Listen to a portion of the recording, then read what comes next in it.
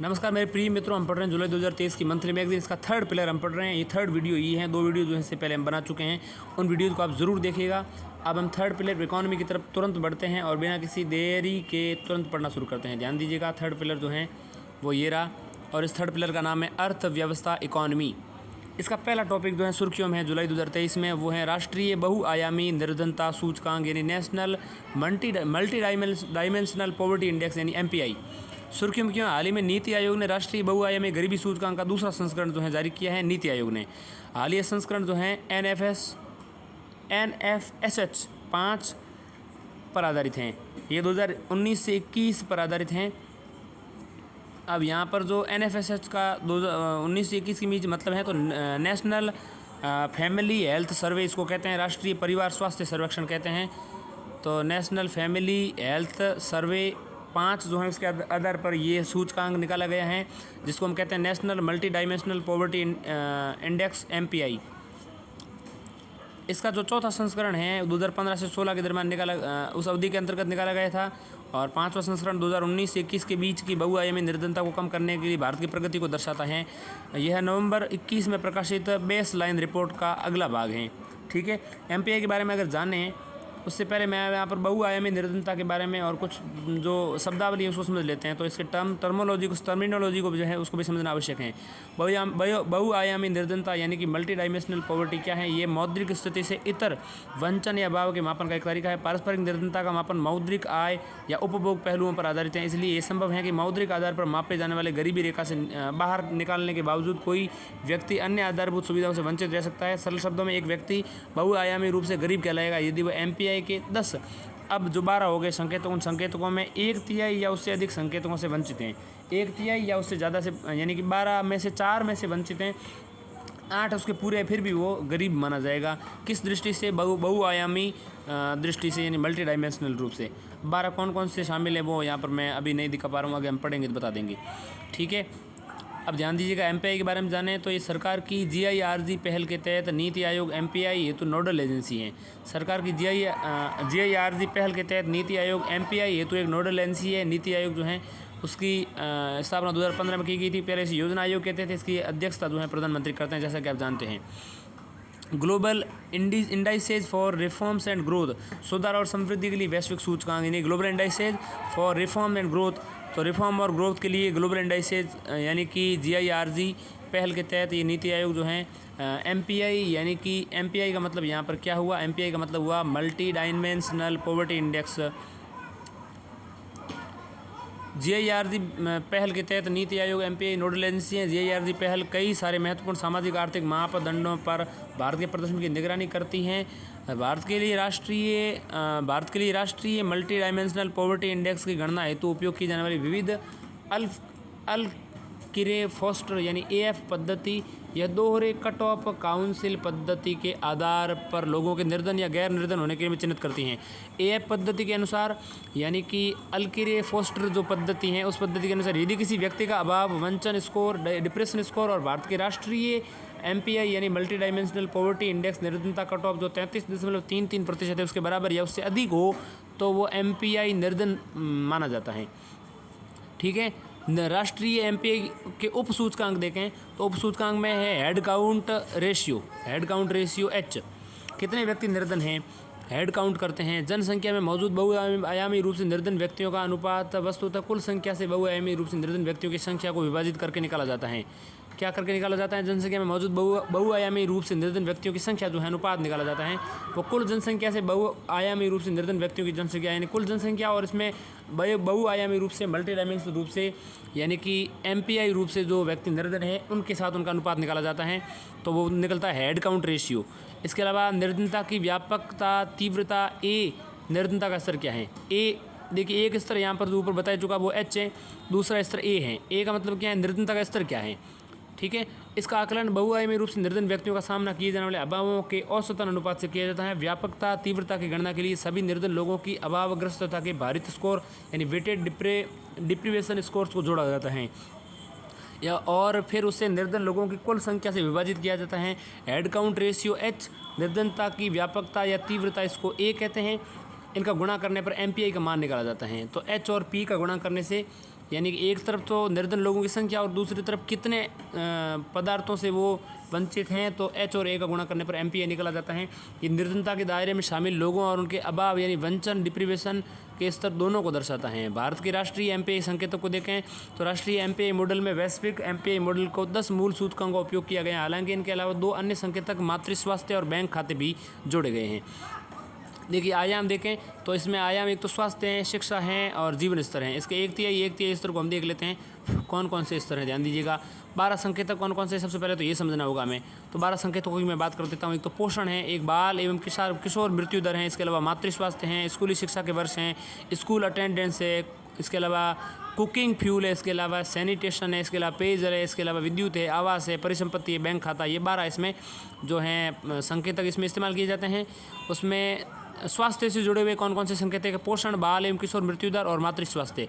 तो ये तीनों ही जो है पोषण, बाल एवं किशोर मृत्यु दर जो है वो और मातृ स्वास्थ्य जो हैं, ये तीनों ही पोषण, बाल एवं किशोर मृत्यु दर और मातृ स्वास्थ्य तीनों ही स्वास्थ्य से जुड़े हुए हैं। शिक्षा से जुड़े हुए 2 इसमें संकेतक हैं, स्कूली शिक्षा के वर्ष और स्कूल अटेंडेंस। जीवन स्तर से जुड़े हुए संकेतक बाकी के सारे ही हैं, जैसे कुकिंग फ्यूल है, सैनिटेशन है, पेयजल है, विद्युत है, आवास है, अपरिसंपत्ति और बैंक खाता, ये सारे शामिल हैं।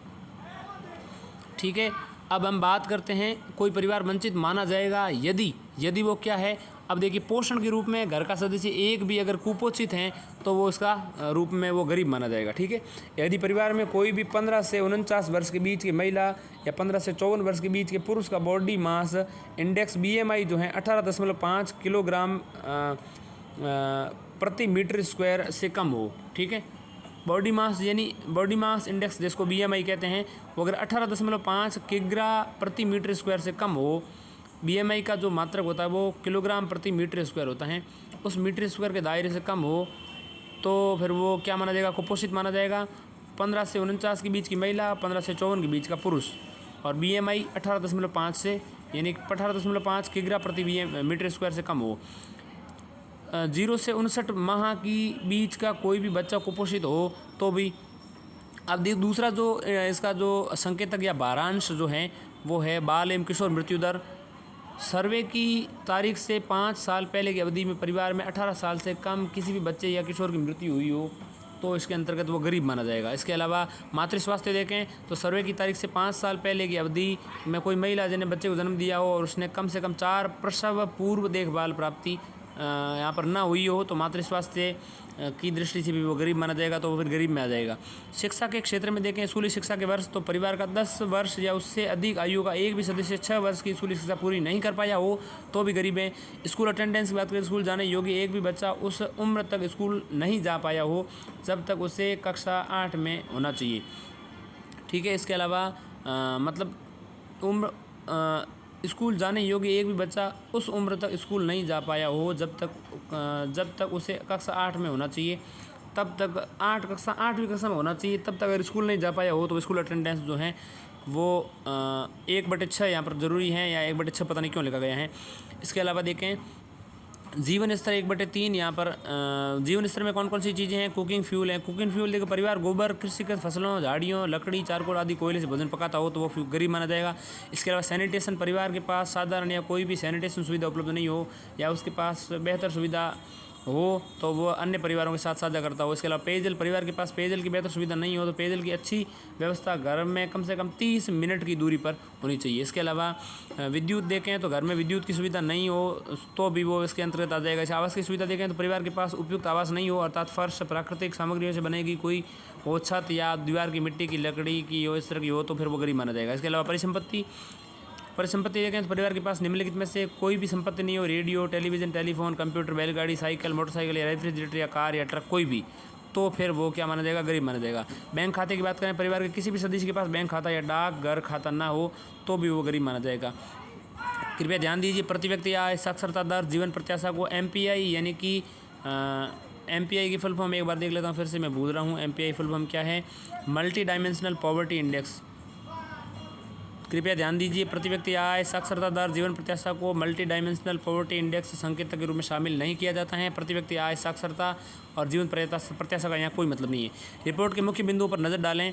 निर्धनता हेड काउंट यानी कि हेड काउंट रेशियो H और उसमें अप्रत्याशित गिरावट देखने को मिली। 2015 से 2016 में 24.85 से घट करके 2019-21 में जो है 14.96% हो गई हैं। तो निर्धनता तो हेड काउंट है वो घटा है।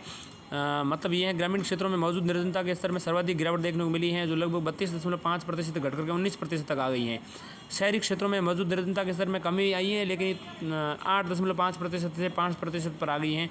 गरीबी की व्यापकता तीव्रता में सुधार जो है इंडेक्स जो ए है वो क्या है, ये 2015 से 16 में 47.14% से थी और 19-20 में जो है ये 44 पे आ गई 47 से।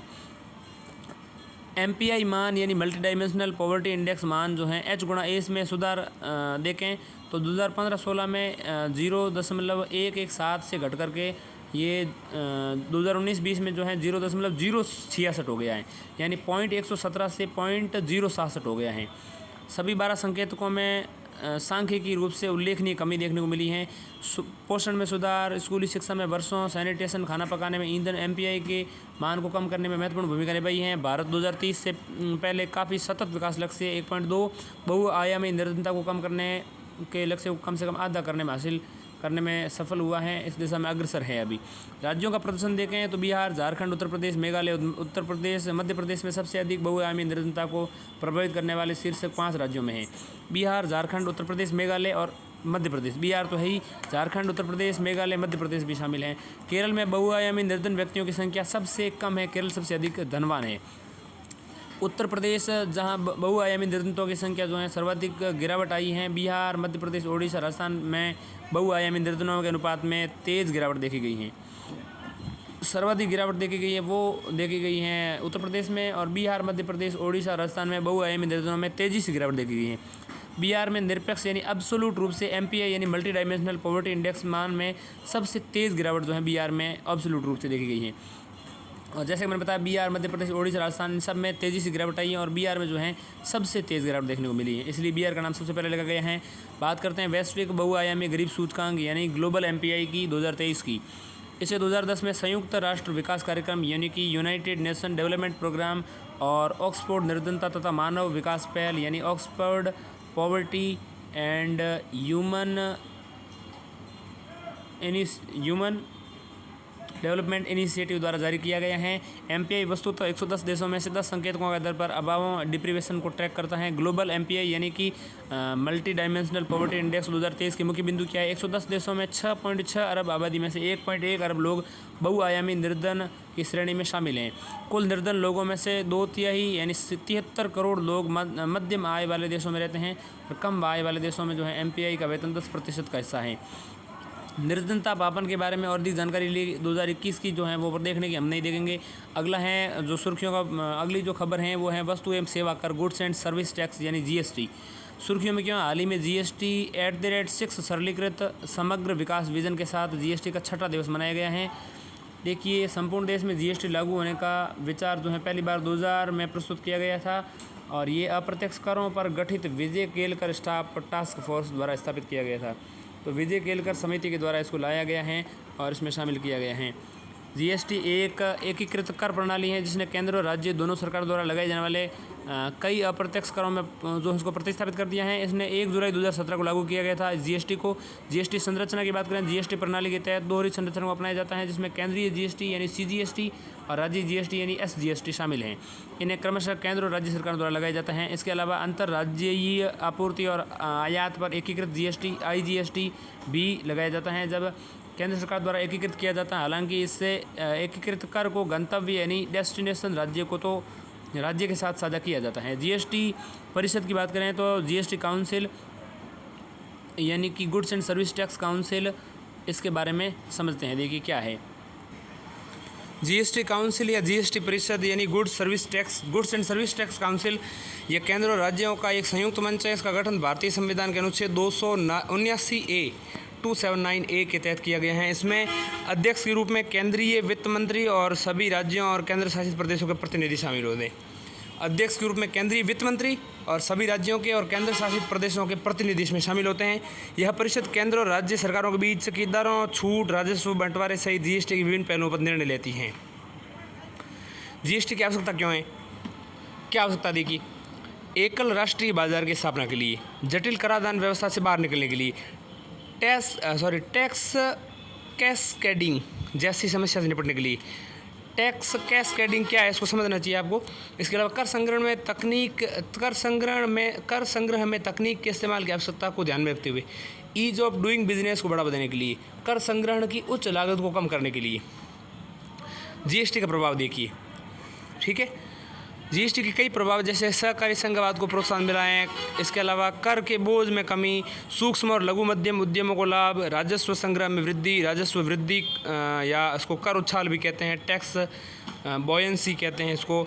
इसके अलावा बाजार एकीकरण और ईज़ ऑफ डूइंग बिजनेस, इन सब पर जो है इनका प्रभाव है जीएसटी का। सहकारी संघवाद को कैसे प्रभाव देखिए। जीएसटी परिषद की बैठकें सहकारी संघवाद के उदाहरण बन गई है। इसमें केंद्र और राज्यों के बीच विभिन्न जटिल मुद्दों पर वार्तालाप चर्चाएं करना, समय समय पर निर्णय लेना आसान हुआ है। कर के बोझ में कमी, जीएसटी के तहत कर की दर कम हो गई है। कई सामान्य उपयोग वाली वस्तुओं से संबंधित कर में गिरावट आ गई, करदाताओं को अतिरिक्त लाभ प्राप्त हुए हैं। इसमें सुगम ऑनलाइन प्रक्रियाएं, इनपुट टैक्स क्रेडिट को सुचारू रूप से प्रवाह और तीव्र रिफंड शामिल हैं। सूक्ष्म लघु और मध्यम उद्यमों यानी कि micro small and medium enterprises MSME को लाभ हुआ इससे। यह कंपोजिशन स्कीम, क्यूआरएमपी, इसके अलावा वैकल्पिक वार्षिक रिटर्न जैसे उपायों की सहायता से एमएसएमई को अनुपालन जो है उनको बोझ को कम करती हैं। यहाँ पर एक तो एमएसएमई को लाभ ये हुआ कंपोजिशन स्कीम, इसके अलावा क्यूआरएमपी, इसके अलावा वैकल्पिक रिटर्न जैसे उपाय जो है शामिल है। क्यूआरएमपी का यहाँ पर मतलब है कि quarterly returns with monthly payment, यानी मासिक भुगतान के साथ त्रैमासिक रिटर्न। जून 2023 तक संग्रहित राजस्व जून 2022 की तुलना में 12% अधिक रहा। अब देखिए इसके अतिरिक्त देखें तो राजस्व संग्रह में वृद्धि होती है तो उच्च आर्थिक गतिविधियों और जीएसटी नियमों के पालन में वृद्धि के कारण जो है पिछले 6 वर्षों में जीएसटी आधारित राजस्व से संग्रह में उल्लेखनीय और निरंतर वृद्धि हुई है। जून 2023 तक संग्रहित राजस्व जो है जून 2022 की तुलना में 12% अधिक रहा। 2022 में जो था जून 2022 में उससे जून 2023 में 12% अधिक राजस्व यानी टैक्स कलेक्शन रहा। राजस्व जो है उसमें वृद्धि यानी कर उछाल यानी कि टैक्स बॉयंसी यहाँ पर आई है। राज्यों में जीएसटी राजस्व में उल्लेखनीय उछाल आया। जीएसटी के लागू होने से पहले जो है इसकी दर जो है 0.72% थी, 0.72 थी दर, लेकिन जीएसटी लागू होने के बाद में 1.22 हो गई है दर। कर उछाल देखें टैक्स बॉयंसी, तो ये क्या होता है, ये राष्ट्रीय आय और सरकार द्वारा कर सुधार संबंधी प्रयासों के चलते राजस्व में आय परिवर्तन के बीच उछाल को संबंध को दर्शाता है। एक से अधिक कर उछाल ये दर्शाता है कि कर राजस्व राष्ट्रीय आय की तुलना में अधिक तीव्र गति से बढ़ रहा है। अब देखिए बाजार एकीकरण और ईज ऑफ डूइंग बिजनेस इससे प्रभावित हुआ है। अधिक आंतरिक व्यापार प्रवाह, व्यापार के लिए कर तटस्थ गंतव्य, मानक कराधान संरचना आदि की सहायता से बाजार एकीकरण और व्यापक सुगमता को बढ़ावा मिला है। जीएसटी की प्रभावी कार्यान्वयन में चुनौतियां देखें तो प्रौद्योगिकी खामियां, जीएसटी पोर्टल और ई वे बिलिंग प्रणाली को कई तकनीकी बाधाओं का सामना करना पड़ा है। अभी तक इस दिशा में वांछित प्रगति नहीं हुई है। प्रौद्योगिकी खामियां हैं जीएसटी की चुनौतियों में। जीएसटी अपीली अधिकरण यानी कि जीएसटीएटी यानी जीएसटी यानी goods and service tax appellate tribunals इसकी अनुपस्थिति है। ऐसी स्थिति में करदाताओं को कोई हाईकोर्ट का सहारा लेना पड़ता है। हालांकि जीएसटीएटी के तहत सक्षम कानूनी प्रावधान पेश किए गए थे, लेकिन उन्हें अभी भी पूर्णतः कार्यात्मक बनाया जाना शेष है।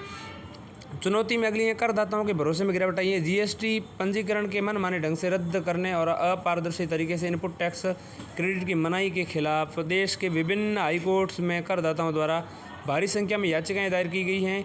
इसके लिए जीएसटी कानून के कठोर कार्यान्वयन को उत्तरदायी ठहराया गया है। इसके अलावा कर चोरी और धोखाधड़ी से संबंधित दावे, जीएसटी अधिकारियों ने फर्जी फर्मों के खिलाफ हालिया अभियान में 304 सिंडिकेट का भंडाफोड़ किया है। इसमें 9000 फर्जी जीएसटी पहचान संख्या यानी जीएसटी IN नंबर, इसके अलावा मतलब जीएसटी पहचान संख्या इसको कहते हैं ना, तो जीएसटी यानी goods and service tax identity number और 25,000 करोड़ रुपए के इनपुट टैक्स क्रेडिट यानी ITC द्वारा दावे मिले हैं। ठीक है, जीएसटी के सुधार के लिए उठाए जा रहे कदमों की बात करें तो सूचना साझाकरण, सरकार ने धन शोधन निवारण अधिनियम यानी कि PMLA यानी यहाँ पर धन शोधन निवारण अधिनियम, ठीक है, इसको हम क्या कहते हैं, इसको हम कहते हैं prevention of money laundering act 2002 के प्रावधानों के संशोधन किया है। इसके उद्देश्य प्रवर्तन निदेशालय यानी कि ईडी और जीएसटी नेटवर्क यानी कि जीएसटीएन के साथ जानकारी साझा करने की अनुमति प्रदान करता है। ये जो पीएमएलए एक्ट 2002 में जो संशोधन प्रावधान किया गया है उसके तहत prevention of money laundering act 2002 के तहत संशोधन करने से ईडी के साथ जानकारी साझा करने, इसके अलावा जीएसटी नेटवर्क के साथ जानकारी साझा करने की अनुमति प्रदान हो गई है। देखिए अनुमति मिल गई, मतलब वर्तमान में जीएसटी अधिनियम की धारा 158 भारतीय दंड संहिता आईपीसी के तहत किसी भी अभियोजन और यहाँ तक कि मौजूदा किसी भी अन्य कानून के दायरे के अधीन आने वाली किसी भी जानकारी की खुलासा करने की शक्ति प्रदान करती हैं। प्रौद्योगिकी उपयोग में वृद्धि देखें तो फील्ड अधिकारियों द्वारा किए जा रहे डिजिटल उपकरणों के उपयोग से जीएसटी अनुपालन को बेहतर बनाने में मदद मिली। इन डिजिटल उपकरणों में आईटीसी सत्यापन, ई वे सत्यापन, इसके अलावा एडीए-वीआईटी यानी अद्वैत द्वारा कार्रवाई योग्य जानकारी शामिल है। जीएसटी नेटवर्क को समझ लेते हैं, उससे पहले थोड़ा सा पूरा कर लेते हैं। 2021 में शुरू किया गया अद्वैत यानी एडीए-वीआईटी अद्वैत जो है ये क्या है इसको समझ लेते हैं। Advanced analytics in indirect tax, तो advanced analytics in indirect tax यानी अद्वैत। एडवांस एनालिटिक्स इन अद्वैत में एडवांस में एडीवी आ गया, एडवांस एनालिटिक्स ए हो गया और इनडायरेक्ट टैक्स आईटी हो गया। तो advanced analytics in indirect tax यानी कि अद्वैत अप्रत्यक्ष करों की प्रमुख विश्लेषण परियोजना है। इसको क्या कहते हैं, एक प्रमुख विश्लेषण योजना सीबीआईसी द्वारा ये अद्वैत शुरू की गई है 2021 में। इसका उद्देश्य जो है निम्नलिखित के लिए बिग डेटा और आर्टिफिशियल इंटेलिजेंस यानी एआई का उपयोग करना है। जैसे अप्रत्यक्ष कर राजस्व को बढ़ाना, इसके अलावा करदाता आधार को बढ़ाना, इसके अलावा डेटा संचालित कर नीति का समर्थन करना, पंजीकरण मानदंडों को सख्त करना। जीएसटी अधिकारी मौजूदा और नए पंजीकरणकर्ताओं के लिए बायोमेट्रिक प्रमाणीकरण या जियो टैगिंग शुरू करने की दिशा में प्रयासरत हैं। यह कदम जोखिमपूर्ण संस्थाओं अर्थात कपटपूर्ण तरीके से इनपुट टैक्स क्रेडिट का लाभ उठाने वाली इकाइयों के लिए उठाए जा रहे हैं। रिटर्न फाइलिंग प्रणाली को मजबूत करना, इसका उद्देश्य जीएसटी पंजीकरण प्राप्त करने के उद्देश्य से पैन और आधार कार्ड का दुरुपयोग करने वाले धोखेबाजों के खिलाफ कार्रवाई करना है। जीएसटी नेटवर्क की बात करें, जीएसटी नेटवर्क एक लाभकारी कंपनी है, गैर लाभकारी कंपनी, क्षमा कीजिएगा, गैर लाभकारी कंपनी है और इसे करदाता पंजीकरण, रिटर्न फाइलिंग और कर भुगतान सहित जीएसटी प्रणाली के लिए एक आईटी आधार में रूप में विकसित किया गया है। जीएसटीसी यानी कि जीएसटी यानी गुड सर्विस टैक्स कंपनी ने जीएसटीएन यानी कि goods and service tax network को सरकारी कंपनी में बदलने की मंजूरी दी है। तो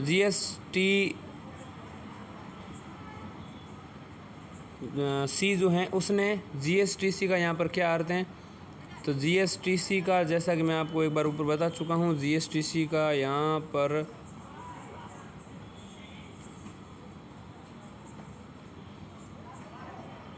अब आप हैं जीएसटी परिषद यानी जीएसटी काउंसिल। तो जीएसटी काउंसिल ने जीएसटीएन यानी कि जीएसटी नेटवर्क को सरकारी कंपनी में बदलने की मंजूरी दी है। अभी ये गैर लाभकारी कंपनी है और एक आईटी आधार में रूप में विकसित किया गया है। अतः जीएसटी नेटवर्क को 100% शेयर स्वामित्व सरकार का होगा। इसमें 50% शेयर केंद्र सरकार के पास और 50% शेयर जो है संयुक्त रूप से राज्य सरकारों और केंद्र शासित प्रदेशों के पास में होगा। पंजीकरण मानदंडों को सख्त करना, जीएसटी अधिकारी मौजूदा एवं नए पंजीकरणकर्ताओं के लिए बायोमेट्रिक प्रमाणीकरण और जियो टैगिंग शुरू करने की दिशा में प्रयासरत हैं और ये कदम जोखिमपूर्ण संस्थाओं और अर्थात कपटपूर्ण तरीके से इनपुट टैक्स क्रेडिट का लाभ उठाने वाली इकाइयों के लिए उठाए जा रहे हैं।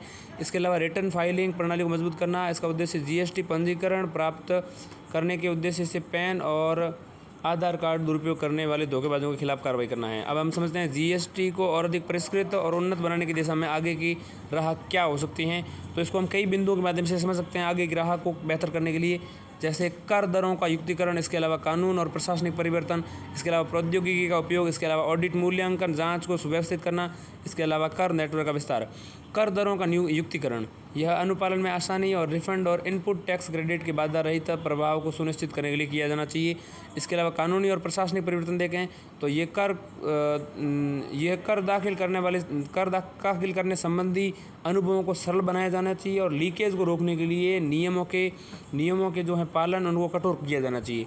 इसके अलावा प्रौद्योगिकी का उपयोग देखें तो ई रिटर्न, ई चालान, ई वे बिल, आधार प्रमाणीकरण आदि की सहायता से प्रौद्योगिकी आधारित निगरानी प्रणाली को अपनाया जाना चाहिए। प्रौद्योगिकी का उपयोग, इसके अलावा ऑडिट, मूल्यांकन और जांच को सुव्यवस्थित करना, समन, जांच, ऑडिट की प्रक्रियाओं के लिए विस्तृत मानक संचालन प्रक्रियाएं यानी कि स्टैंडर्ड ऑपरेटिंग प्रोसीजर्स जारी की जानी चाहिए, SOPs जो हैं जारी की जानी चाहिए। कर नेटवर्क का विस्तार देखें तो शराब, पेट्रोलियम और अन्य उत्पादों को GST के दायरे में लाया जा सकता है। ऑनलाइन गेमिंग अगली सुर्खी हैं।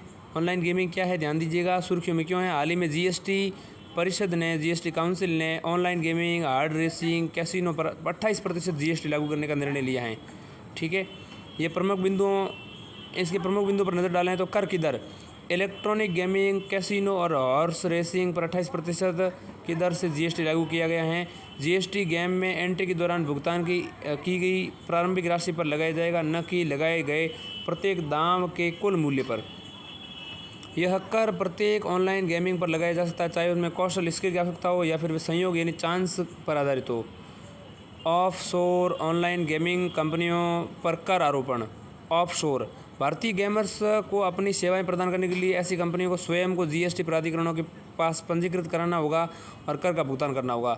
इसे लागू करने के लिए एकीकृत GST अधिनियम 2017 में संशोधन किया गया है और संशोधन करके इसको शामिल किया गया ऑनलाइन गेमिंग वाले को। ठीक है, क्रियान्वयन देखें तो केंद्रीय और राज्य कानूनों में आवश्यक संशोधनों के बाद इसे एक नए कर के 1 अक्टूबर 2023 से लागू होने की संभावना है। 1 अक्टूबर 2023 से, तो अक्टूबर महीना जो आएगा 1 अक्टूबर से ये जो है लागू हो जाएगा।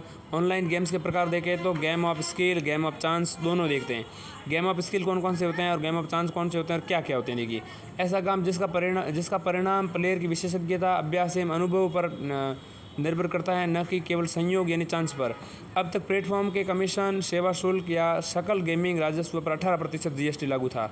उदाहरण के लिए रम्मी या फैंटेसी स्पोर्ट्स गेम या ड्रीम 11 इस तरह के गेम जो हैं ये गेम ऑफ स्किल गेम्स हैं। गेम ऑफ चांस देखें तो ऐसे गेम्स जिनके रिजल्ट संयोगवश या अकस्मात घटनाओं यानी रैंडमाइज्ड इवेंट्स द्वारा निर्धारित होते हैं। सट्टेबाजी, जुआ और हॉर्स रेस इनके समान माना जाता है। अब तक इन गेम्स पर 28% GST लागू था। उदाहरण के लिए लूडो, पोकर, लॉटरी, ये जो है संयोग वाले गेम ऑफ चांस कहते हैं इनको।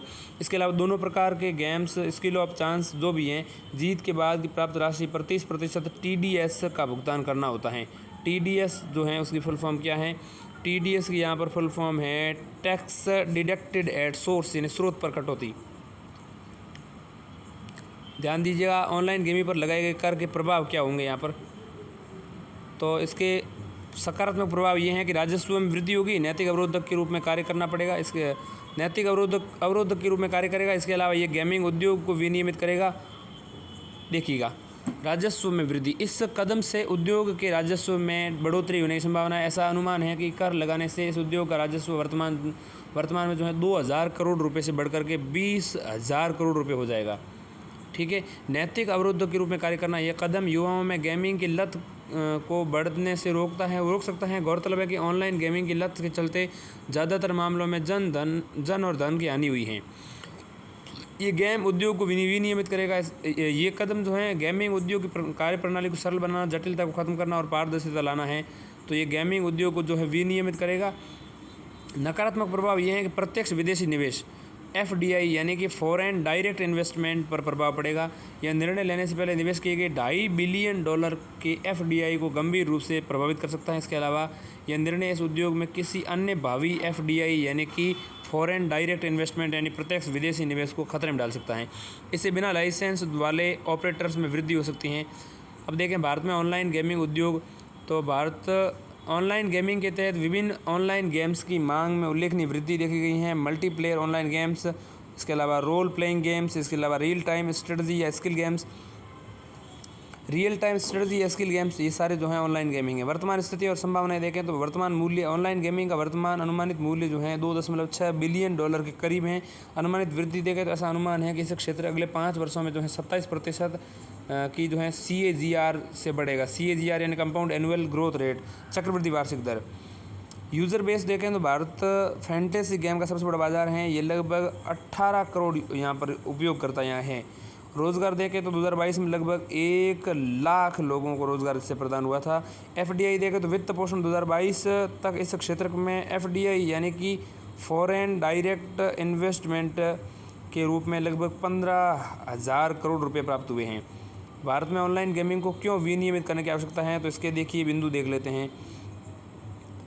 कराधान को बेहतर और पारदर्शी बनाने के लिए, कम आयु में जुआ खेलने के से रोकने के लिए, लत लगाने से रोकने के लिए, इसके अलावा ऑनलाइन गेम खेलने वालों को अधिकारों की सुरक्षा करने के लिए, इसके अलावा स्वास्थ्य सुरक्षा समस्याओं जैसे कि तनाव, चिंता, अवसाद आदि से निपटने के लिए, इसके अलावा मनी लॉन्ड्रिंग, धन शोधन संबंधी गतिविधियों को रोकने के लिए, प्रक्रिया में निष्पक्षता बनाए रखने के लिए, इसके अलावा सामाजिक समस्याओं जैसे कि निम्न स्तरीय शैक्षिक प्रदर्शन, कम आयु के उपयोगकर्ता आदि को दूर करने के लिए, इसके अलावा तकनीक जोखिम जैसे साइबर हमलों पर बढ़ना, वित्तीय धोखाधड़ी आदि के निवारण के लिए। देखिए ऑनलाइन गेमिंग के विनियमन से संबंधित चुनौतियां क्या क्या हैं, चुनौतियों को समझेंगे, फिर आगे इसमें क्या राह हो सकती है उसको समझेंगे। चुनौतियां हैं क्षेत्राधिकार संबंधी दुविधा। ऑनलाइन गेमिंग राज्य सूची का विषय जुआ और सट्टेबाजी के तहत हैं, जबकि केंद्र सरकार केंद्रीय इलेक्ट्रॉनिक्स और सूचना प्रौद्योगिकी मंत्रालय के ऑनलाइन गेमिंग के लिए नोडल मंत्रालय बनाए गए हैं। अतः ऐसे क्षेत्राधिकार संबंधी दुविधा उत्पन्न हो सकती हैं। इसके अलावा तमिलनाडु, आंध्र प्रदेश और तेलंगाना जैसे कई राज्यों ने ऑनलाइन गेमिंग को विनियमित करने के लिए कानून बनाए गए हैं पहले से ही। नैतिक रुख बनाम राजस्व संग्रह संबंधित दुविधा, तो ये भी एक चुनौती है। जहां एक तरफ गेमिंग उद्योग सरकार को कई हज़ार करोड़ का राजस्व प्रदान कर रहा है, वहीं ऑनलाइन गेम की लत के कारण सैकड़ों लोगों के जीवन से हाथ धोना पड़ा। साथ ही कई लोगों ने इस लत के कारण अपने जीवन भर की बचत खो दी है। इसके अलावा प्लेयर्स के अधिकारों की सुरक्षा, जहाँ गेमिंग कंपनियां खेल में मध्यवर्ती के रूप में कार्य करती हैं, वहीं प्लेयर्स की शिकायतों व सुरक्षा संबंधी चिंताओं को दूर करने के लिए कोई ठोस विनियामकीय ढांचा स्थापित नहीं किया गया है। आगे की राह क्या हो सकती हैं, कानूनी स्पष्टता प्रदान करने के लिए विनियमन की बहुलता को कम करने की आवश्यकता है, जहां केंद्र सरकार द्वारा ये मॉडल कानून बनाने के लिए अनुच्छेद 248 के तहत अवशिष्ट शक्तियों का उपयोग किया गया है।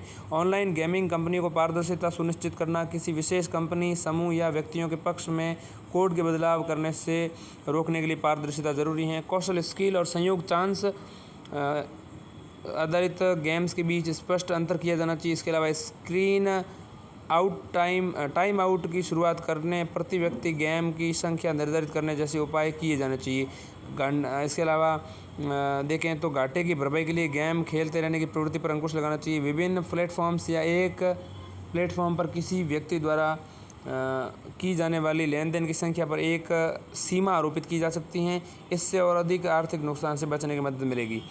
इसके अलावा कर आधार का विस्तार देखें तो वाइडनिंग टैक्स बेस क्या है, सुर्खियों में क्यों है। हाल ही में केंद्रीय वित्त मंत्रालय ने आयकर विभाग जो है उसने कर आधार को विस्तृत करने के लिए 3 व्यापक सिद्धांतों पारदर्शिता, निष्पक्षता और करदाता अनुकूलन व्यवस्था का पालन करने के लिए कहा है। देखिए भारत में कराधान की वर्तमान स्थिति क्या है।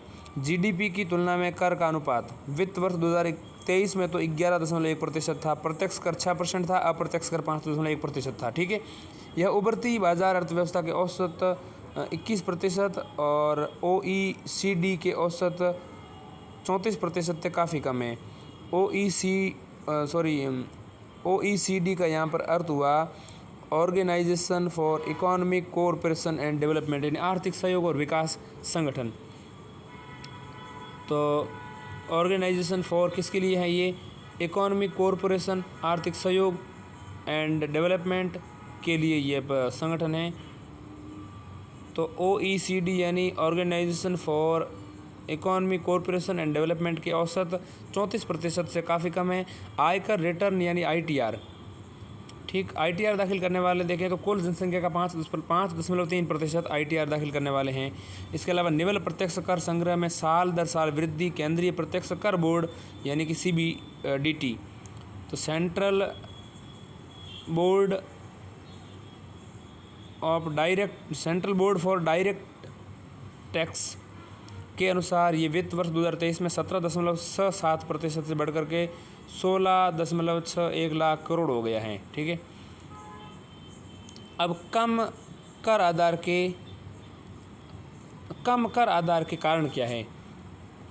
देखिए, सबसे पहले ये समझना होगा कि भारत में सबसे पहले आय कर की अवधारणा 1860 में जेम्स विल्सन द्वारा प्रस्तुत की गई थी। आय पर जो कर है वो 1860 में जेम्स विल्सन ने शुरू की थी। वह ब्रिटिश भारत के प्रथम वित्त मंत्री थे। ब्रिटिश भारत सरकार के प्रथम वित्त मंत्री थे। 1860 में उन्होंने जो है आय कर की अवधारणा लाई थी। 1865 से 1886 के बीच इस कर को अस्थायी तौर पर निरस्त कर दिया गया था। हालांकि इसके बाद यह कर लगातार आरोपित किया जाता है, वसूला जाता रहा है। ठीक है, अब यहाँ पर देखते हैं कम कर आधार के कारण क्या है। तो इसके कई कारण हैं, जैसे वृहद आकार के अनौपचारिक क्षेत्र की उपस्थिति यानी वृहद आकार के अनौपचारिक क्षेत्र जो है उपस्थिति, इस कारण जो कर आधार है वो कम है। इसके अलावा कृषि आय पर जो कर है वो उसमें छूट दी हुई है, ये भी एक कारण है। इसके अलावा कर मुकदमेबाजी की अधिक घटनाएं हैं। इसके अलावा तकनीकी विशेषज्ञता और संसाधनों की कमी यानी वित्तीय और जनशक्ति संसाधनों की कमी है। तो अब देखते हैं कम जो कर आधार जो है उसको कम होने के कारण क्या है। पहला है वृहद आकार के अनौपचारिक क्षेत्र की उपस्थिति, यानी इस क्षेत्र में लेन देन अक्सर नकदी में किया जाता है, जिससे उनको पता लगा पाना काफ़ी कठिन हो जाता है। इसके अलावा कृषि आय पर कर छूट, ये क्षेत्र लगभग 60% भारतीयों के लिए आय का प्राथमिक स्रोत है। कर मुकदमेबाजी की अधिक घटनाएं, देश में कर मुकदमेबाजी के चलते लगभग 5% लोग मामले लंबित हैं, 5 लाख मामले लंबित है कर मुकदमेबाजी की। ठीक है, इसके अलावा तकनीकी विशेषज्ञता और संसाधनों की देखें तो वित्तीय और जनशक्ति की कमी है। इसके परिणाम स्वरूप कर प्रशासन का कम प्रभावी है। ठीक है, कर प्रशासन जो है कम प्रभावी है। अब देखिए कर आधार बढ़ाने के लिए सरकार द्वारा उठाए गए कदम कौन से हैं, इसको समझते हैं। उससे पहले हमें कर जीडीपी का अनुपात समझ लेना चाहिए। देखिए, किसी देश में जीडीपी की तुलना में उस देश में कर राजस्व यानी टैक्स जो आय पर जो लगता है कर टैक्स, वो प्रत्यक्ष और अप्रत्यक्ष कर का अनुपात होता है। ठीक है, देखिएगा, किसी देश की जीडीपी की तुलना में उस देश के कर राजस्व जो होते हैं प्रत्यक्ष और अप्रत्यक्ष कर का अनुपात होता है, उसको कर जीडीपी अनुपात कहते हैं। जीडीपी की तुलना की जाती हैं प्रत्यक्ष और अप्रत्यक्ष कर यानी कर राजस्व दोनों को मिलाकर के, प्रत्यक्ष और अप्रत्यक्ष को मिलाते तो कर राजस्व बनता है, और कर राजस्व का जीडीपी के साथ अनुपात जो होता है कर जीडीपी अनुपात माना जाता है। ये किसी देश की अर्थव्यवस्था के आकार के संबंध में कर राजस्व उत्पन्न करने की क्षमता एक उपयोगी माप है। सामान्यतया देश के कर जीडीपी अनुपात में कभी धीमी आर्थिक समृद्धि दर्शाती हैं। कर आधार बढ़ाने के लिए सरकार द्वारा उठाए गए कदम कौन कौन से हैं? तो जैसे पारदर्शिता, एक वस्तुनिष्ठता और एक करदाता अनुकूलन व्यवस्था जो है, ये 3 कदम उठाए गए हैं। तो पारदर्शिता यानी बैंक खातों और आधार कार्ड के साथ पैन कार्ड के लिंक करने में सरकार के बैंक की सहायता से सभी औपचारिक लेन देन जो है उसको ट्रैक करने में मदद मिलती है। इसके अलावा देखें तो वित्तीय लेन देन विवरण SFT में नए डेटा स्रोतों की शुरुआत, जैसे लाभांश, ब्याज। इसके अलावा नए TDS कोड की शुरुआत जो पिछले 8 वर्षों में 36 से बढ़कर 65 हो गई हैं। करदाता अनुकूल व्यवस्था देखें तो सरलीकृत व्यक्तिगत आयकर व्यवस्था, लंबित अपीलों को कम करने और निपटान प्रक्रिया को सुव्यवस्थित करने के लिए ई-अपील योजना की शुरुआत, IT रिटर्न के सरल फॉर्म की शुरुआत। करदाता अनुकूल व्यवस्था में सरलीकृत आयकर व्यवस्था, इसके अलावा लंबित अपीलों को कम करने और निपटान प्रक्रिया को सुव्यवस्थित करने के लिए ई-अपील योजना, इसके अलावा IT रिटर्न के सरल फॉर्म की शुरुआत। कर आधार व्यापक बनाने हेतु अन्य उपाय क्या हैं? कर विवादों निपटान हेतु अलग प्राधिकरण की स्थापना, जैसे कर विवादों के समाधान हेतु एक अलग प्राधिकरण की स्थापना करके जो है मुकदमों की अधिक संख्या को कम किया जा सकता है।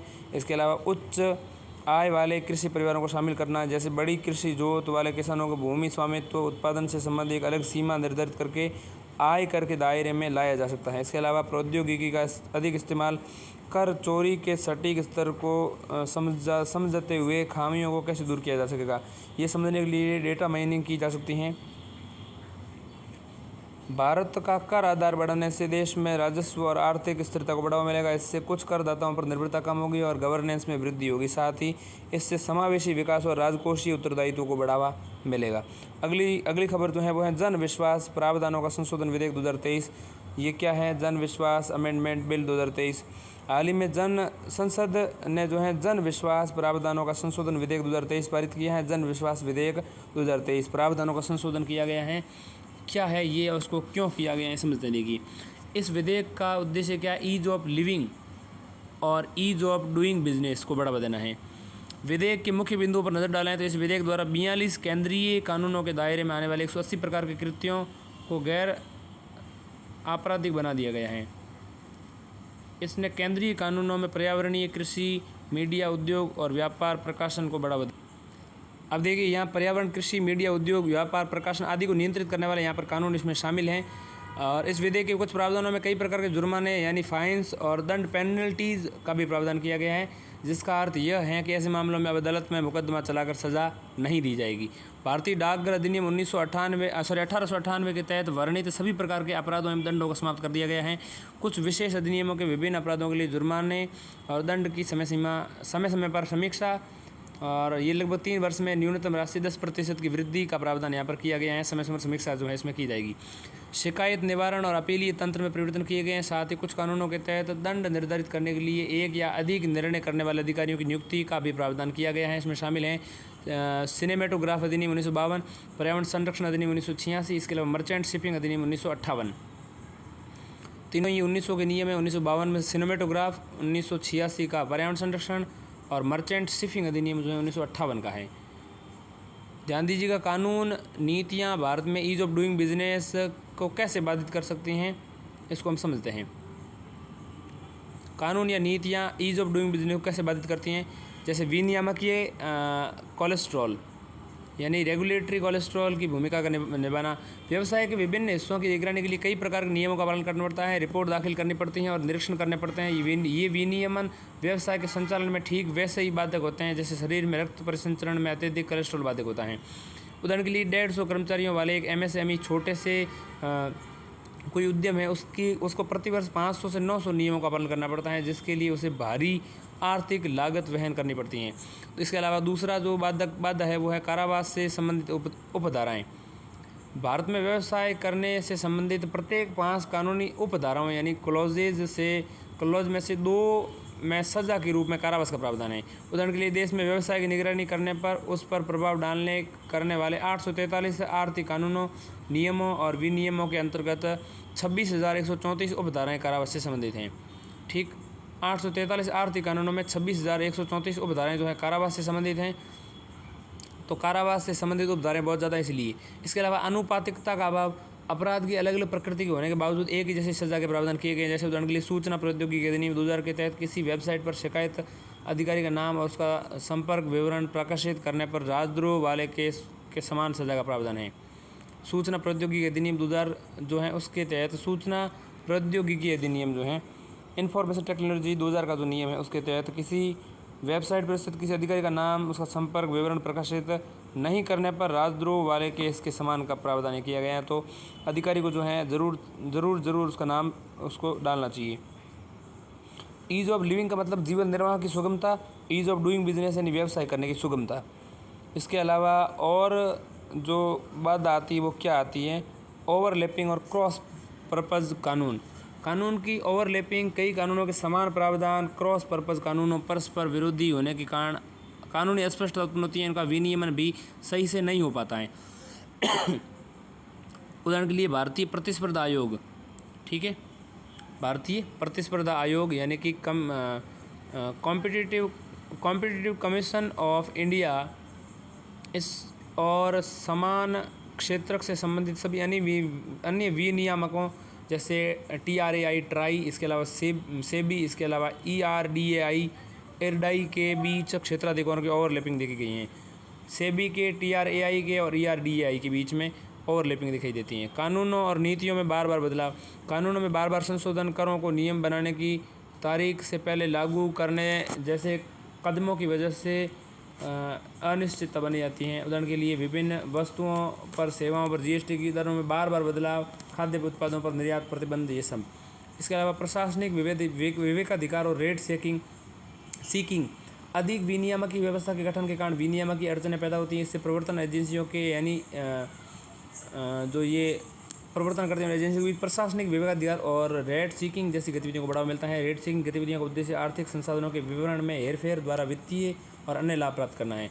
यह विधेयक कैसे काम करेगा? देखिए, यहाँ पर जो अभी ये विधेयक लाया गया है ना, ये विधेयक जिसको हम जन विश्वास विधेयक 2023 कहते हैं, प्रावधानों को संशोधन किया गया है। ये जन विश्वास विधेयक कैसे काम करेगा, ध्यान दीजिएगा।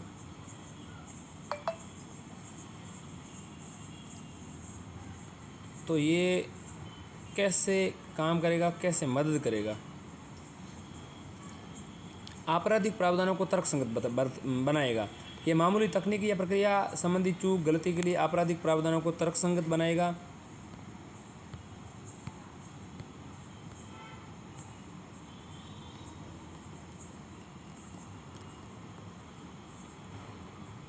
इसके अलावा अपराध की गंभीरता के अनुरूप सजा। ये विधेयक अपराध नियम उल्लंघन की गंभीरता, निर्धारित सजा की गंभीरता के बीच संतुलन स्थापित करने में मदद करेगा। जीवन निर्वाह को सहज बनाएगा। कई गतिविधियों को अपराध की श्रेणी से हटाने के लिए नागरिकों और लोक सेवकों के बीच नियमों कानूनों के मामूली उल्लंघन पर जेल जाने का डर समाप्त होगा। इससे वे सहज जीवन जी सकेंगे। ईज ऑफ डूइंग बिजनेस को बढ़ावा मिलेगा। समान उद्देश्य से मिले विभिन्न कानूनों में एक साथ संशोधन से सरकार और कंपनियों दोनों के लिए समय तथा लागत की बचत होगी। न्यायपालिका पर बोझ कम होगा। उपयुक्त प्रशासनिक न्याय निर्णय तंत्र न्याय प्रणाली पर पड़ रहे अनुचित दबाव को कम करने और न्याय प्रणाली को और अधिक कुशल बनाने में मदद कर सकता है। ऐसे में आगे की राह क्या हो सकती है जन विश्वास इस अधिनियम के संदर्भ में? तो प्रक्रिया संबंधी सुधार, प्रक्रिया संबंधी सुरक्षा उपाय, वस्तुनिष्ठ यानी पूर्वाग्रह रहित जो होते हैं, विश्लेषण के आधार पर ठोस या स्पष्ट नीति निर्माण निर्णय लेना चाहिए। प्रत्यायोजित कानून यानी कि डेलीगेटेड जो लेजिस्लेशन है उनकी संस्थागत प्रणाली में लोकतांत्रिक भावना की कमी की शिकायत रही है।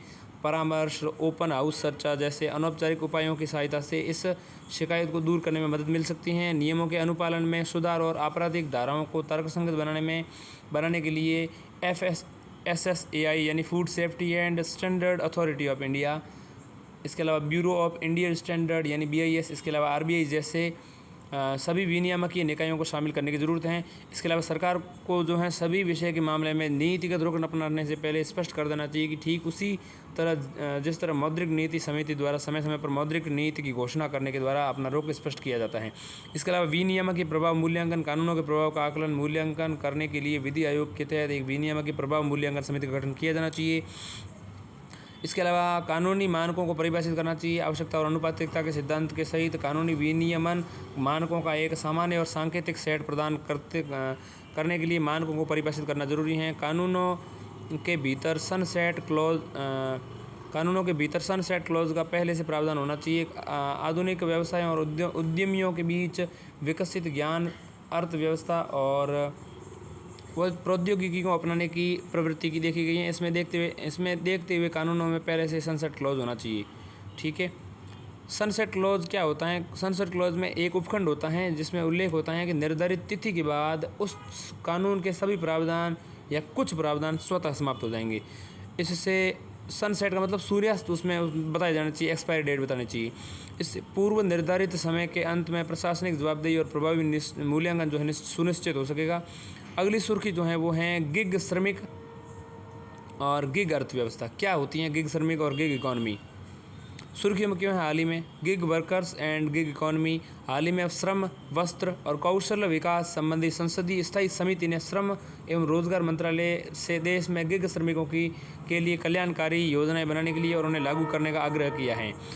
देखिए, इसके अलावा हाल ही में G20 के श्रम और रोजगार मंत्रियों की बैठक 2023 संपन्न हुई और इस बैठक में गिग एवं प्लेटफॉर्म श्रमिकों के लिए स्थायी सामाजिक सुरक्षा एवं आउटकम दस्तावेज को अपनाया गया।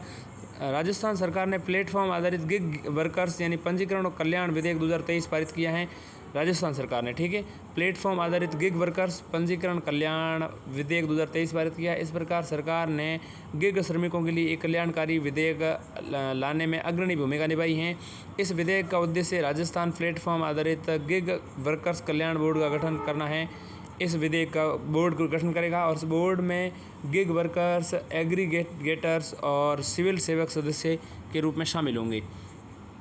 तो एक तो गिग वर्कर्स शामिल होंगे, एग्रीगेटर्स और सिविल सेवक इसमें सदस्य शामिल होंगे। राज्य सरकार गिग श्रमिकों के एक डेटाबेस का रखरखाव करेगी और उनमें प्रत्येक श्रमिक के लिए एक विशिष्ट GI मतलब विशिष्ट ID जो है तैयार करेगी। गिग श्रमिक और गिग अर्थव्यवस्था के बारे में जाने तो गिग अर्थव्यवस्था मुक्त बाजार प्रणाली का एक उदाहरण है। इस इस प्रणाली की खास बात यह है कि इसमें रोजगार की प्रकृति अस्थायी अर्थात अनिश्चित होती हैं। इसके तहत कंपनी संगठन अपने अल्पकालिक कार्यों हेतु अस्थायी व स्वतंत्र श्रमिकों के साथ कॉन्ट्रैक्ट करते हैं। ठीक है।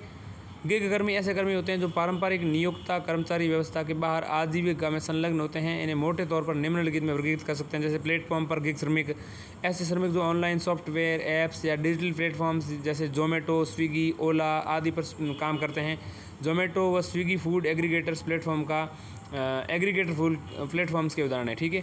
इसके अलावा गैर प्लेटफॉर्म गिग श्रमिक जैसे आमतौर पर पारंपरिक क्षेत्र में अनौपचारिक वेतन कर्मी और आत्मनिर्भर कर्मी इसमें होते हैं जो पार्ट टाइम या फुल टाइम कार्य करते हैं।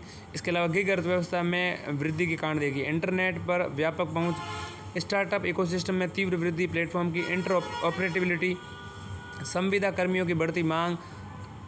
अब देखते हैं गिग अर्थव्यवस्था से जुड़ी चुनौतियां। नौकरी की असुरक्षा, आय में अस्थिरता, कानूनी सुरक्षा और सामाजिक सुरक्षा का अभाव। इसके अलावा सौदेबाजी की असमान शक्ति।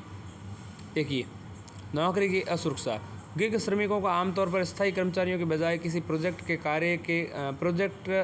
कार्य के आधार पर नियुक्त किया जाता है। इससे श्रमिकों की वित्तीय अस्थिरता पैदा हो सकती है, उसके लिए भविष्य में योजना बनाना मुश्किल हो सकता है। आय में अस्थिरता जो गिग अर्थव्यवस्था से जुड़ी चुनौतियों में दूसरी बड़ी चुनौती है।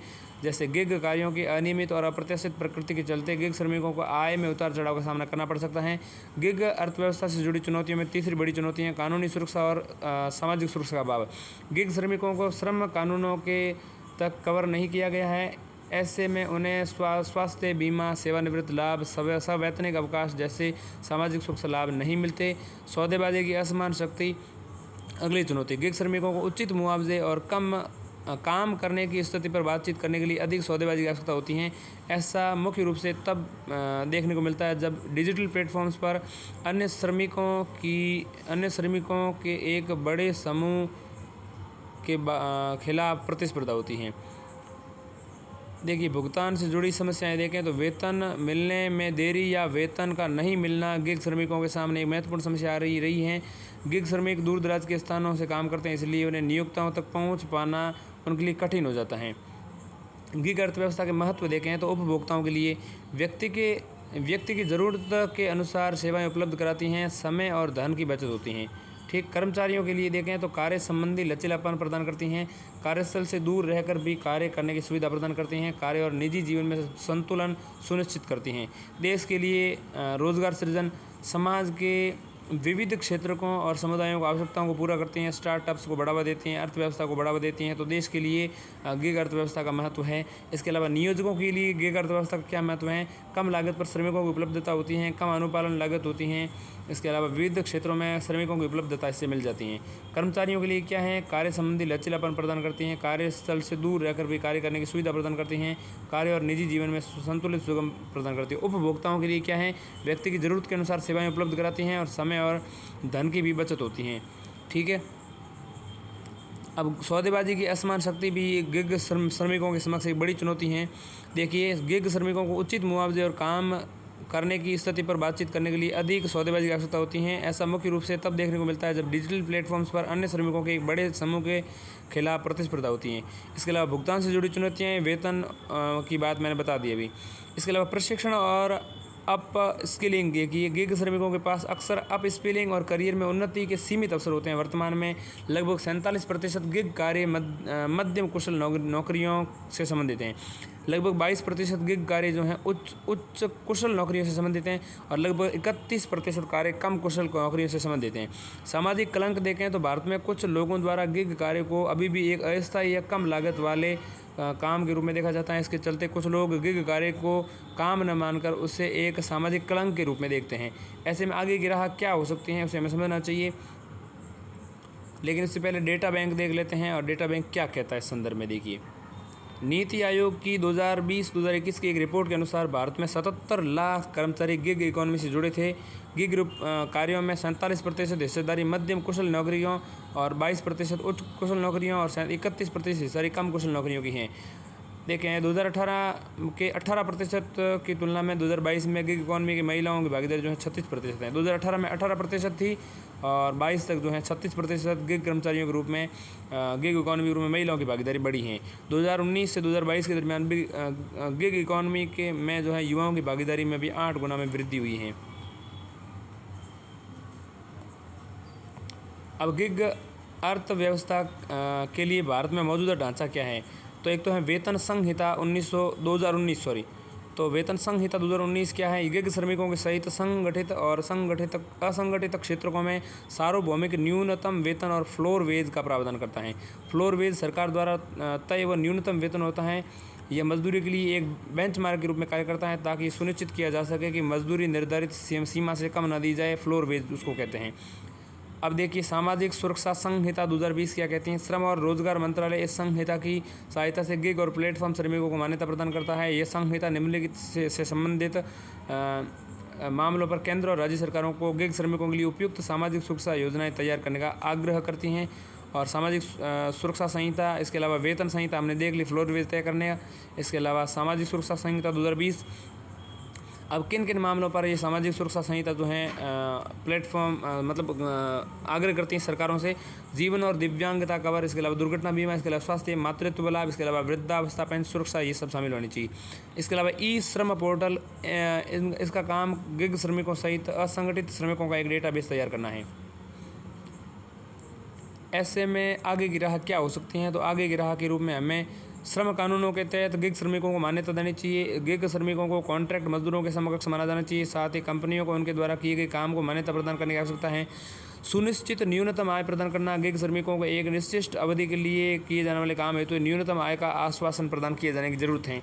इसके अलावा सामाजिक सुरक्षा कवर प्रदान करना, यानी गिग श्रमिकों को बीमा, भविष्य जैसे निधि, सामाजिक सुरक्षा कवर तहत लाया जा सकता है। इसके अलावा सामाजिक सुरक्षा संहिता 2020 का कार्यान्वयन राज्यों में अब तक इस संहिता के तहत बनाए जाने वाले नियम तैयार नहीं किए हैं।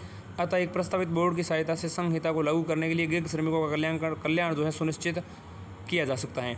वित्त पर पहुंच प्रदान करना, प्लेटफॉर्म कर्मियों और प्लेटफॉर्म अपना प्लेटफॉर्म स्थापित करने रुचि रखने वाले के लिए संस्थागत ऋण को प्राथमिकता के आधार पर सुलभ बनाया जाना चाहिए।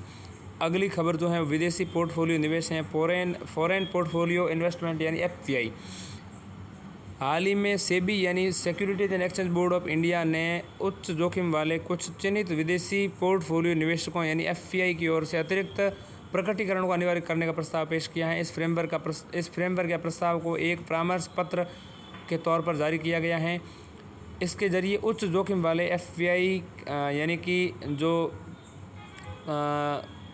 फॉरेन पोर्टफोलियो इन्वेस्टमेंट जो हैं, निवेश जो हैं, उन निवेश के लिए अपने फंड को स्वामित्व, आर्थिक हित और नियंत्रण के बारे में अतिरिक्त जानकारी प्रदान करना चाहिए, अनिवार्य बनाया जाना चाहिए। सेबी ने ये कदम भारतीय शेयर बाजार में विश्वास बढ़ाने के लिए उठाया है। सेबी ने ये कदम केवल कुछ पहचाने हुए FPI यानी कि फॉरेन पोर्टफोलियो इन्वेस्टमेंट जो है उनके लिए ये उठाया ताकि ओवरऑल FPI इकोसिस्टम पर इसका कोई नकारात्मक प्रभाव न पड़े। FPI की श्रेणियाँ देखें तो फॉरेन पोर्टफोलियो इन्वेस्टमेंट 3 श्रेणी में होते हैं। पहली श्रेणी के अंतर्गत सरकार या सरकार से संबंधित विदेशी निवेशक जैसे केंद्रीय बैंक और सॉवरेन वेल्थ फंड। दूसरी श्रेणी में ऐसे फंड जिनका आधार काफ़ी व्यापक और समुचित रूप से विनियमित हैं। इनमें मुख्य रूप से म्यूचुअल फंड, निवेश ट्रस्ट, बीमा कंपनियां, बैंक, परिसंपत्ति प्रबंधन कंपनियां, ब्रोकर डीलर, पेंशन फंड, ये सब शामिल होते हैं। और तीसरी श्रेणी के FPI जो हैं यानी कि फॉरेन पोर्टफोलियो इन्वेस्टमेंट जो हैं उनमें दान, धर्मार्थ समितियाँ, कॉरपोरेट निकाय, ट्रस्ट, पारिवारिक कार्यालय और व्यक्तिगत निवेश, ये सब शामिल हैं। अब यहाँ पर देखें तो FPI के बारे में समझें तो इसका अर्थ क्या है। विदेशी पोर्टफोलियो निवेश का अर्थ क्या है? एक देश में निवेशकों द्वारा किसी और देश में पूंजी के बाजार या शेयर या अन्य वित्तीय परिसंपत्तियों में निवेश से हैं। यानी एक देश के निवेशकों द्वारा किसी दूसरे देश में पूंजी बाजार में शेयर या अन्य वित्तीय परिसंपत्तियों में निवेश से हैं। ठीक है। पहले भारत में FPI को 2 श्रेणियों FII और QFI। FII और QFI। FII यानी FII का मतलब हुआ फॉरेन इंस्टीट्यूशनल इन्वेस्टर्स यानी विदेशी संस्थागत निवेशक, और QFI यानी कि क्वालिफाइड फॉरेन इन्वेस्टर्स यानी कि क्वालिफाइड यानी क्या कह सकते हैं, प्रशिक्षित विदेशी निवेशक। तो विदेशी संस्थागत निवेशक थे और क्वालिफाइड विदेशी निवेशक इसमें शामिल हैं। तो ये 2 श्रेणी में वर्गीकृत था। हालांकि एफपीआई व्यवस्था में इन दोनों को एकीकृत करके विदेशी पोर्टफोलियो निवेश का नाम दिया है और इनके निवेशक विदेशी पोर्टफोलियो निवेशक कहलाते हैं। भारत में एफपीआई की स्थिति देखें तो परिवर्तनशील प्रकृति। भारत में अब विदेशी पोर्टफोलियो निवेश के पिछले दशक में काफ़ी उतार चढ़ाव देखा गया है। निवेश वर्ष 2022-23 में भारत में कुल विदेशी पोर्टफोलियो निवेश लगभग 1.65 लाख करोड़ रुपये यानी जीडीपी का 0.6% था। भारत में एफपीआई के लिए मौजूदा प्रावधान सेबी द्वारा विनियमित क्या प्रावधान है, देखिए ये सेबी विदेशी पोर्टफोलियो निवेशक विनियमन 2019 एफपीआई विनियम 2019 के तहत विनियमित करता है। सेबी जो है भारतीय प्रतिभूतियों और शेयरों के लिए एफपीआई यानी फॉरेन पोर्टफोलियो इन्वेस्टमेंट द्वारा किए जाने वाले निवेश पर कुछ सीमाएं निर्धारित करता है। कानूनी प्रावधान देखें तो विदेशी मुद्रा प्रबंधन अधिनियम 1999 यानी एफईएमएफ हेमा अधिनियम 1999 भारत में एफपीआई को प्रबंधित करने वाला प्रथम प्राथमिक कानून है। इसके अलावा अन्य कानून में धन शोधन निवारण अधिनियम यानी पीएमएलए अधिनियम 2002 का है। धन शोधन यानी prevention on money laundering act 2002। इसके अलावा धन शोधन निवारण 2005 का अधिनियम रिकॉर्ड्स का रखरखाव नियम जो है इसको कहते हैं, ठीक है। धन शोधन निवारण अधिनियम इसको हम कहते हैं, यानी कि इसको हम क्या कह सकते हैं, प्रिवेंशन ऑफ मनी लॉन्ड्रिंग। ये तो 2000 maintenance records rules 2005 PM rules इसको कहते हैं। प्रिवेंशन ऑफ मनी लॉन्ड्रिंग जो है उससे जुड़ा हुआ है। एफपीआई से संबंधित समस्याएं देखेंगे उससे पहले हमें समझ लेनी चाहिए एफडीआई और एफपीआई की तुलना। प्रत्यक्ष विदेशी निवेश यानी कि फॉरेन डायरेक्ट प्रत्यक्ष विदेशी निवेश यानी फॉरेन डायरेक्ट इन्वेस्टमेंट और विदेशी पोर्टफोलियो निवेश यानी कि एफपीआई की तुलना क्या है। एफडीआई का मतलब क्या है, फॉरेन डायरेक्ट इन्वेस्टमेंट का आशय विदेशी निवेशकों द्वारा किसी दूसरे देश में स्थित उद्यम में पर्याप्त ब्याज प्राप्त करने के लिए किए गए निवेश, ठीक। एफपीआई के खास से निवेशकों द्वारा किसी दूसरे देश में वित्तीय परिसंपत्तियों से निवेश हैं, जैसे स्टॉक एक्सचेंज के जरिए शेयर या बॉन्ड में निवेश। तो ये तो इनकी परिभाषाएं हुई। अब देखते हैं एफडीआई और एफपीआई में अंतर। निवेशकों की भूमिका ग्रुप में एफडीआई का अंतर सक्रिय निवेशक होते हैं इसमें एफडीआई में, और जो एफपीआई होते हैं उसमें निष्क्रिय निवेशक होते हैं, ठीक है। प्रकार देखें तो एफडीआई प्रत्यक्ष निवेश हैं और एफपीआई जो है अप्रत्यक्ष निवेश हैं। नियंत्रण की स्थिति देखें, नियंत्रण की मात्रा देखें तो एफडीआई अत्यधिक नियंत्रित होता है और एफपीआई बहुत कम नियंत्रित होता है। निष्क्रिय निवेशक हैं, अप्रत्यक्ष निवेश है, बहुत कम निवेश। एफपीआई जो है वो नहीं है। फॉरेन डायरेक्ट इन्वेस्टमेंट जो है एफडीआई ज़्यादा महत्वपूर्ण है। दीर्घकालिक निवेश देखें तो अवधि के हिसाब से दीर्घकालिक निवेश होते हैं एफडीआई और अल्पकालिक निवेश होते हैं एफपीआई, ठीक है। कहाँ से निवेश किया जाता है तो एफडीआई को आप विदेशी भौतिक परिसंपत्तियाँ या उद्योगों में निवेश कर सकते हैं। एफपीआई को आप दूसरे देश की वित्तीय परिसंपत्तियों में निवेश कर सकते हैं। इसके अलावा प्रवेश और निकास की बात करें तो एफडीआई कठिन होता है और एफपीआई अपेक्षाकृत आसान होता है, ठीक है। इसके अलावा शामिल जोखिम की बात करें तो एफडीआई स्थिर होता है और एफपीआई जो है परिवर्तनशील होता है।